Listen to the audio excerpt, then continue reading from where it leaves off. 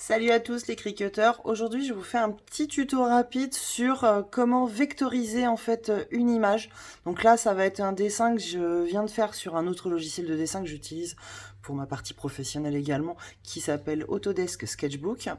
Et du coup, je vais vous montrer comment on procède pour ensuite passer par Inkscape et obtenir en fait une image vectorisée. Donc ce sera une image où on aura vraiment juste le contour, ce qui fait que quand on va l'insérer après dans le design space de Cricut, on n'aura pas besoin de s'embêter à détourer, à utiliser l'outil de Cricut que je trouve un petit peu moins bien que de passer par ce système de vectorisation. Voilà, je vous montre ça tout de suite. Donc j'ai ouvert Inkscape et je vais aller faire donc fichier ouvrir, hein, classique. Hop. Et je vais chercher mon image. Et voilà. Donc là on a l'image. Ensuite on va venir la sélectionner. Là, elle est immense et moi, pour pouvoir la réduire et ne pas changer la proportion de mon image, je vais aller cliquer sur le petit cadenas. Hop, on va aller recadrer tout ça parce que là, elle est vraiment énorme. Hop. Ensuite, je sélectionne, je vais dans Chemin, vectoriser un objet matriciel et je fais Mettre à jour. Et là, ça m'a l'air plutôt pas mal. Donc, on valide. Et tout de suite, on a l'aperçu qui se fait. Il nous recadre en plus automatiquement l'image. Après, je vais dans le bandeau qui est sur le côté. Je vais aller cacher le truc qui s'appelle image 34. Parce que ça, c'est l'image de départ. Nous, ce qu'on veut, c'est le pass. C'est-à-dire ce qu'on a obtenu. Et là, on voit bien que j'ai une image qui est propre et nette. On va faire enregistrer sous.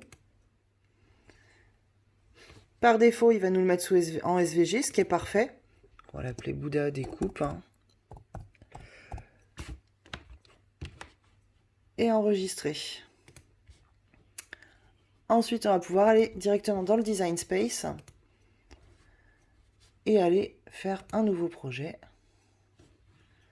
Télécharger l'image, parcourir, et on va aller rechercher le petit Bouddha. Donc, le Bouddha que j'ai appelé Bouddha découpe. Voilà, il est là. Ouvrir. Alors, depuis la dernière mise à jour, il me met ce bandeau-là. C'est pas grave, moi je fais continuer, ça fonctionne très bien. Et là on voit que tout de suite il me propose de découper l'image, il me propose pas de passer par l'étape de choisir si c'est une image avec beaucoup de détails ou pas, de m'embêter à la détourer, c'est déjà tout fait.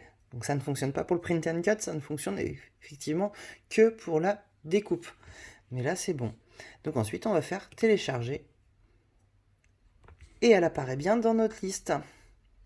Donc ensuite il n'y a plus qu'à la sélectionner, insérer l'image. Et on l'a dans notre projet. Voilà. Bah écoutez, je vous remercie, hein, c'était un petit tuto assez rapide, c'était juste pour vous montrer comment faire, parce que je vois plusieurs personnes qui posaient la question. Donc c'est tout simple, à savoir que Inkscape est un logiciel libre de droit, donc totalement gratuit. Ça vaut le coup quand même de l'installer, hein. On gagne énormément de temps pour tout ce qui est projet de découpe. Et bien écoutez, je vous souhaite une excellente journée, et puis je vous dis à très bientôt.